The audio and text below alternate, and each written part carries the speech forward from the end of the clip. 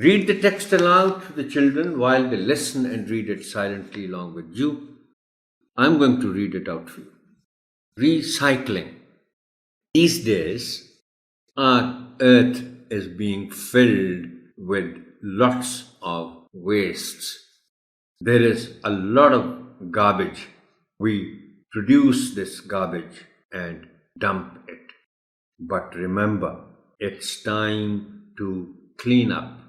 Recycling is important in today's world if we want to make this planet livable for our future generations. Recycling begins at home. If you are not throwing away any of your old products and instead utilize them for something new, then you are actually recycling. Try to avoid the use of plastic bags and plastic paper as much as possible.